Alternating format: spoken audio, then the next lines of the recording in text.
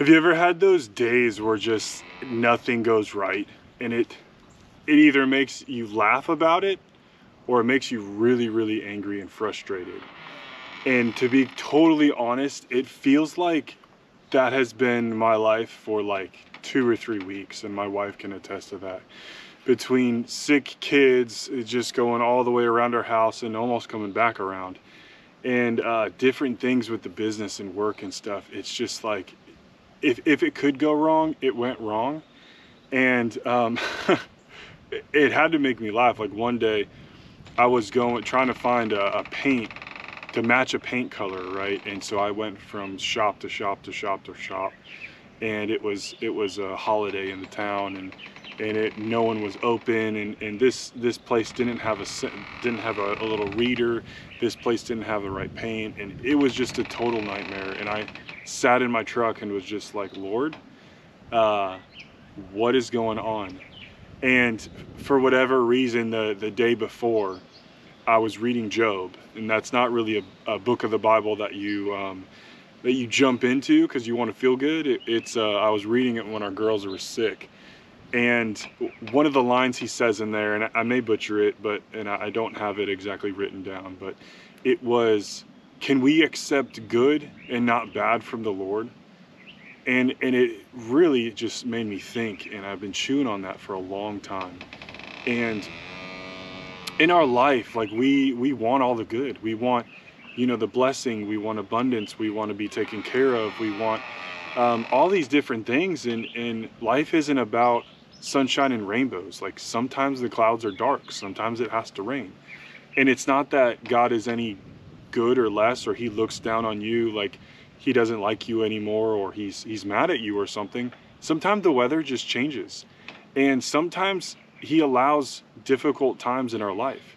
And there's something that I always like to remember, is that God wills it or that he allows it. And same thing with Job. In the beginning of Job, it talks about the accuser, the Satan, or whatever you want to call him, our enemy. He goes to God and says, "Hey, have you seen your servant Job? You've blessed him with all these things. What if I took all that away from him? Would he still bless you?"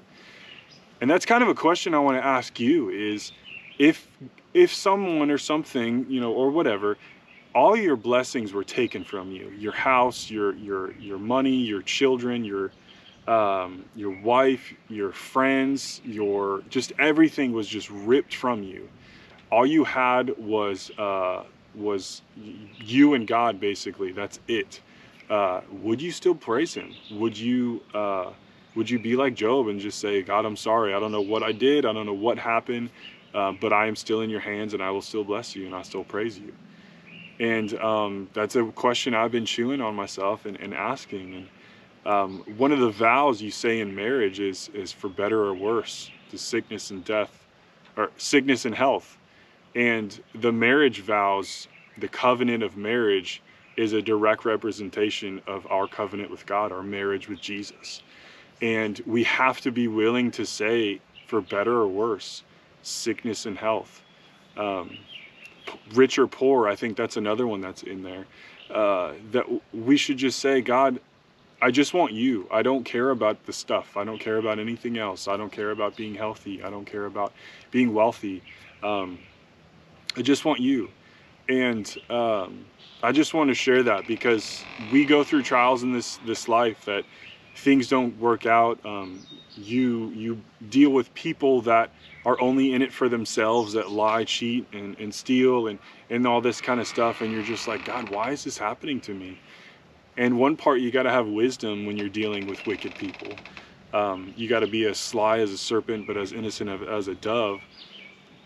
But at the end of the day, if anything goes wrong, or if a wicked person, an evil person is messing with you, God is the judge, and vengeance is his, and he's going to take care of you. He's going to take care of that person. If you read through the Psalms, David is constantly going to God and just saying, "Lord, I am in a terrible place, but I know that you are with me, and I know that you will take care of my enemies. So take care of my enemies." And when you come to a place of that, you can just let all that go. And a big point where I wanted to bring this video is stress and anxiety and all that. It's like it's like, you know, those pressure cookers. We cook our rice in it all the time. It cooks rice in like 15 minutes, but it pressurizes, and it gets super, super dangerous, really. It overpressurized something. And wherever we vent that pressure, when we feel the pressures of life, and stuff is just not going right, and we're so full of stress and anxiety and worry and fear, many times we go to unhealthy ways to relieve that stress. I don't think I have to name them off. I think your brain has already gone to a few things that you may do, and I, don't get me wrong, I do the exact same thing. I go to places and things that I probably shouldn't when I'm stressed out. And I think that with anything, when trial comes our way, when James 1 and 2 talks about this, consider it pure joy when you face trials of many kind. That when we face these things and where it gets pressurized and stressed, we can consider it joy, because that's one more way we can die to ourselves, become more like Jesus, become more holy, and be led to God, be led to that relationship, and vent off our pressure onto him, like David does in the Psalms.